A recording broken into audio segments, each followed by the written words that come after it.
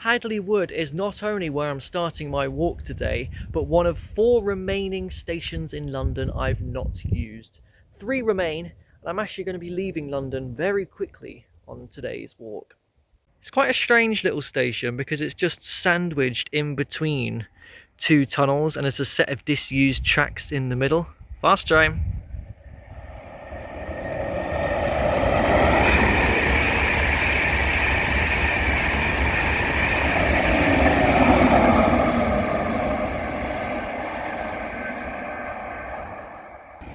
The station opened in 1885, but the tracks were doubled as late as 1959. If visiting, make sure to check out the footbridge because there's loads of great information relating to the area. Places to visit as well, such as Hadley Wood itself or Camlet Moat in Trent Park. There's also a plaque at the entrance for a Sir Nigel Gresley who lived in Hadley Wood and was the designer behind some of the most iconic and infamous train locomotives, such as the Flying Scotsman and the Mallard. There's a bus stop outside the station for the 399, which is the terminus of the route. So you may think I would have used Hadley Wood station before, but I haven't, because it's actually just a circular service that runs from Barnet around the houses in Hadley Wood and back to Barnet. The fun fact about this service is that it's London's least used bus route. I mean, it only takes 8 minutes to get back towards Barnet. It's mostly in hail and ride as well. And it doesn't even run on Sundays, so I can't even get a shot of it for you. It finishes quite early. Hourly service, only 5 a day. Very strange for a London bus. And because it's so short, once it reaches Barnet, it becomes a different service, the 389, which does a very similar thing, just looping around local suburbs in Barnet before coming back and then becoming the 399 again an hour later. And whilst the 399 is London's least used bus route, the 389 is London's shortest. I'm kind of surprised they've not merged the 2 routes together properly rather than just using the same bus and have a full service from Hadley Wood all the way to Barnet Western Way. So almost immediately on the walk I'm actually leaving London, or not quite yet, because this path across the fields actually is the border between London and Hertfordshire. I'm being watched by a huge glass mansion as I descend these fields. That's the sort of properties you get in Hadley Wood.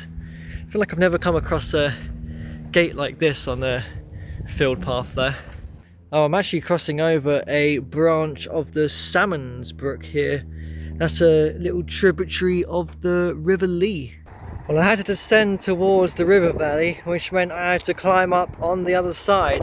But that makes sense though when I tell you the name of this road, Stag Hill, which as you can see is right on the border of the London Borough of Enfield. And it's perhaps one of my favourite sections of any London bus route. If you're lucky enough to catch a double-decker on the 298, you'll be rewarded with some of the finest countryside views, some of the best views from any bus in London.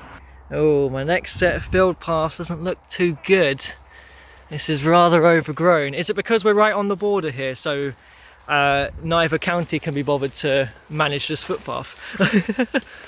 They both claim it's the other's responsibility. I mean, this is just ridiculous. I physically can't walk through all of that. I'm wondering if I can bash my way through there and find a way across the field somehow. Even that doesn't look great, because it's all just brambly. It just sticks to you. It's so annoying to walk through. I mean, look, I'm covered. It's just not right. Like, you can't expect people to go through all that, especially when the field to your side looked like that. Why would you ever walk through that? I'm stuck again, look. Can you get off me? I can't, look, it's so annoying because then you have to touch it so delicately. All I wanted to do was come up and see the second branch of the Salmons Brook, which is completely dried out at this stage. The course of it must begin around here somewhere, right? There must be a couple of sources. I'm glad I found a bench so I can sit and dust myself down for a minute. And see, This isn't so bad. I'd much rather be on a path like this across the fields than one of them skinny ones. This is a much more enjoyable environment. And surprisingly, I think I can just about see the tippity top of the Shard over there, just to reinforce that we are in London here. So it is the last day in August, my last walk of this month, and it's usually around this point in the year when I start to look towards the upcoming winter months and a lot of the urban adventures that I'm going to be restricted to doing around London. And right now I'm rather looking forward to doing them. So my fields from Hadley Wood has come to an end. I'm about to head out into Hertfordshire properly. We just saw the 298 along Stag Hill heading for Potter's Bar. This road is the Ridgeway, where you'll find the 313 that goes to Potter's Bar, which is the northernmost point of the London bus network.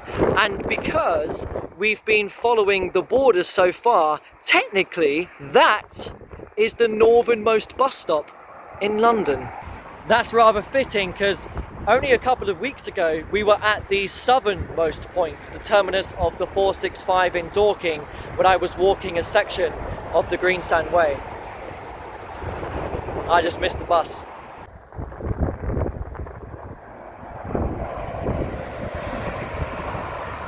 And a staple, of course, on the outskirts of London is the M25 orbital motorway.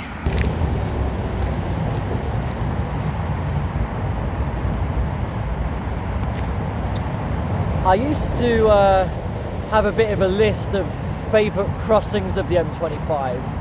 I wonder just how many I've actually walked under or over the years. Probably my favourite crossing is the Dartford crossing though. I mean, you can't beat passing underneath that bridge alongside the River Thames. I like this path a lot more. And I've come across another brook. I was wondering what one this might be. I discovered from my map that it's the Turkey Brook, another tributary of the River Lee. I've always been a big fan of these brooks, the Turkey, salmons, pims, but I've never seen them so close to their source before. Well, I'm glad to have a little bit of Turkey Brook action as I take this delightful woodland path. Oh, I just realised how many brown leaves there are on the floor. Autumn's here already, I guess. Actually, I do think I've come across the source of the Turkey Brook itself, because I can even spot the water flowing down there, coming out of a little pipe. I know it doesn't look it, but it is starting to become a little bit more urban now as I near Potter's Bar and cross Oakmere Park here, which has a lake, so I think that's evidence that there is a lot of springs in the area. I'm glad I stumbled across the source of the Turkey Brook. That was a pleasant surprise. Probably my favourite of the River Lee tributaries, if I'm being honest. I like the stretch of it along London Loop through Forty Hall and Turkey Street Station and out to Enfield Lock where it meets the Lee. Zeppelin crash? Ah, 1916. One was shot down over Oakmere Park. I'm skirting around the back of Potter's Bar bus garage. It's a shame really, considering that there are two London buses which come here. None of them make the connection over to Barnet.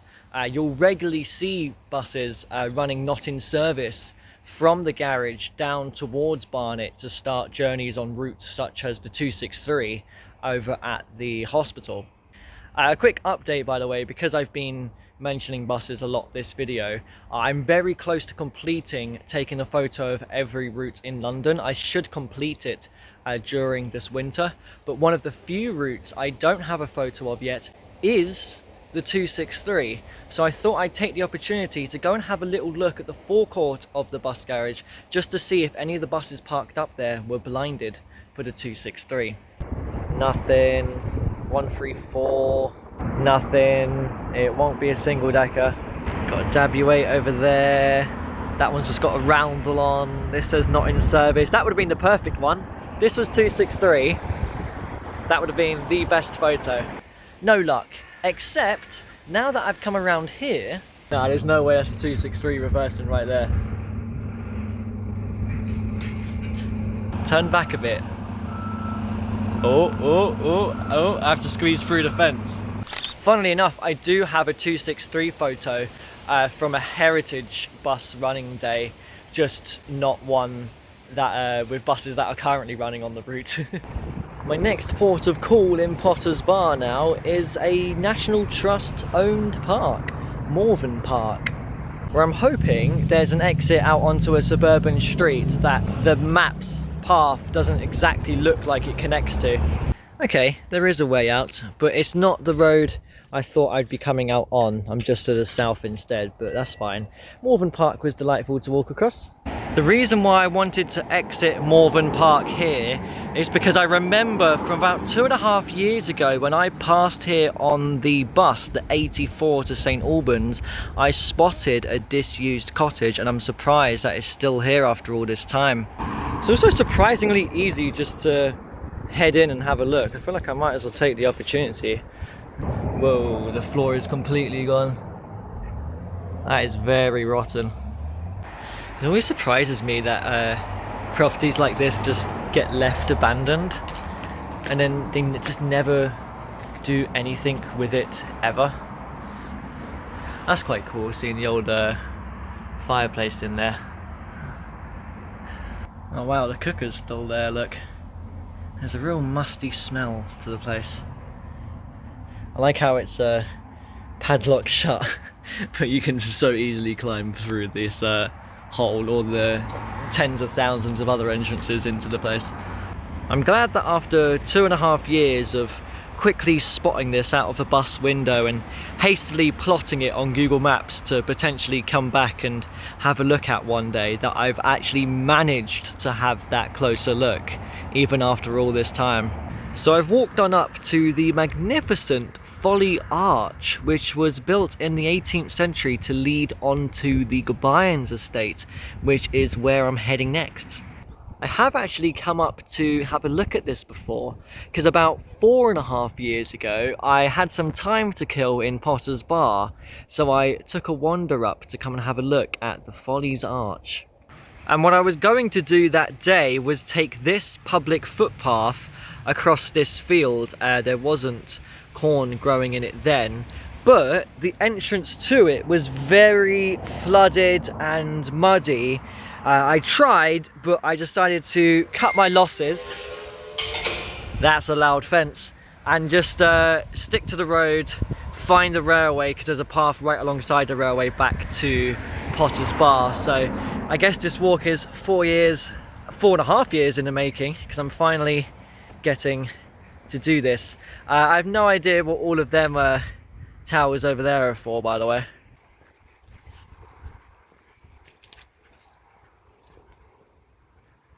This is a neat old bridge leading me into the Gobayans estate. I'm crossing over another little brook. I've seen this labelled as the Ray Brook on my map. Oh, it's a remnant of the old Gubbins estate. That's interesting, they've changed the name. We're going to head up to the lake. So similarly to Oakmere Park, it also has a lake. And I'm going to come back down into the woods. Oh, hello. What have I stumbled across here? Wow, there's like so many little lanes. This must be an old kind of war structure of some sort, right? Anything? There's nothing. There's nothing on there at all. Pleasure garden? Maybe it was part of that? So I've reached the railway. That's just up there. Oh, I didn't need to point with my finger, did I? But I've noticed that the Raybrook has been following us and has been dried out. And I'm just wondering whether it actually passes under the railway to save myself some time. Maybe I could walk it rather than head all the way down alongside it and all the way back. It looks overgrown. That's very deep. I don't think it's going to work out, to be honest. Oh, actually, is there water? There's water down there now. Yeah, that's not happening, is it?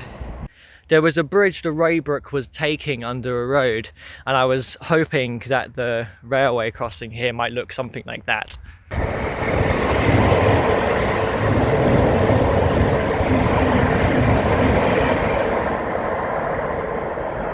I just realised that this is the top of that railway path back to Potter's Bar that I would have taken 4.5 years ago, but because I never went to the lake, I joined it further down.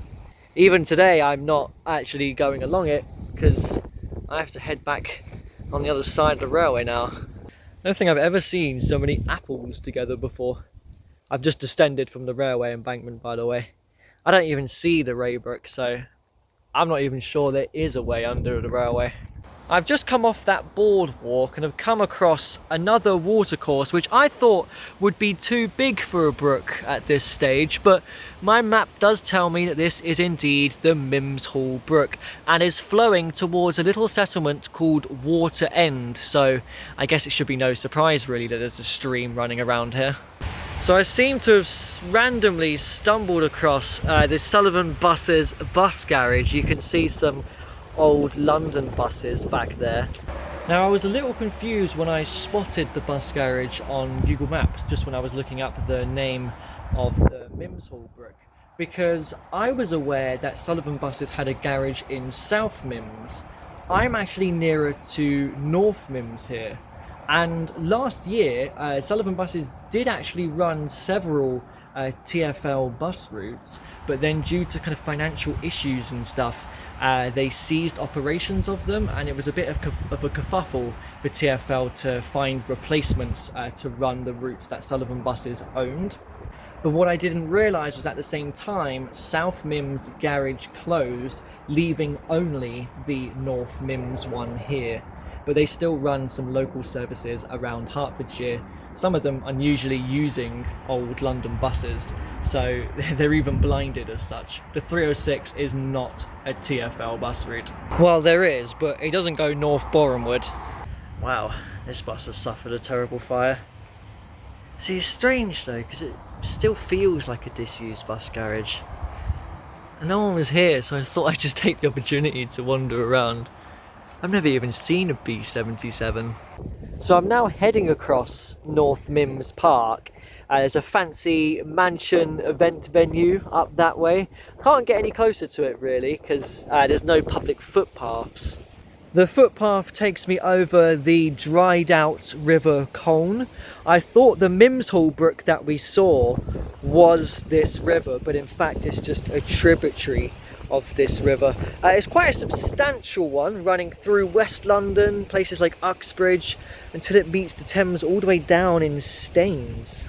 And it rises just around here. Its source is somewhere in North Mims. It's been a running theme on today's walk. What hasn't been is sheep.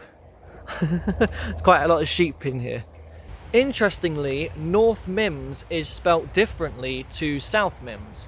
North is spelt with a Y, South is spelt with an I, and they were used interchangeably until the council decided in 1939, for whatever reason, North would keep the spelling of Y and South would keep the spelling of I. That has not stopped a road sign though keeping the Y spelling of South, unless of course it does predate 1939, which, I don't know, I find that hard to believe. I was just thinking to myself, I'm up rather high right now, but I didn't want to look too much behind me because the sun's in my eyes. But then I came across a trig point. These usually do mark a summit. So I'm coming into Welham Green now, which is the end of the walk, and it looks like something notable may have happened here. But that writing is really difficult to read.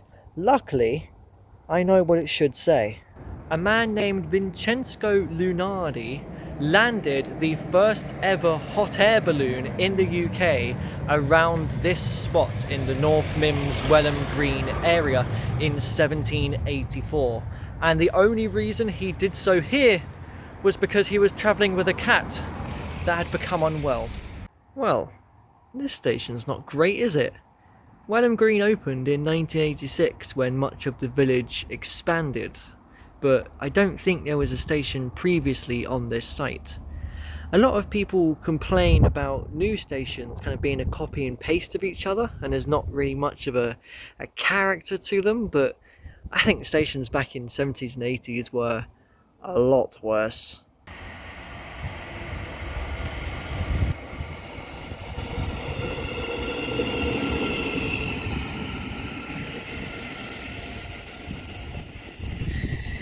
So I thought I'd just jump out at Brookman's Park station on the way home, just so I can say I've been to all of the Great Northern stations on both of their branches to Stevenage. I originally plotted this walk past this station, but then realised that I could utilise having a little explored the area in the half an hour wait I have until the next train now, so I altered the walk slightly.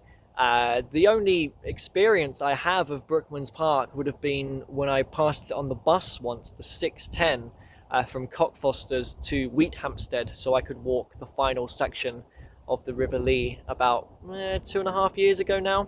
This station opened in 1926, but the infamous fact about it was that this was the very first station to be contactless only. No Oyster cards allowed. In 2019, just before the Elizabeth line went out to Reading and all them stations became part of the contactless zone.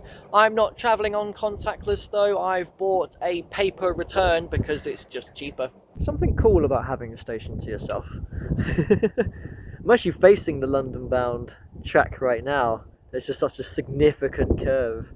Unusual that you can access the fast platforms as well, that are usually blocked off with a fence all the way along. This is Hadley Wood. This is a Great Northern service to Moorgate.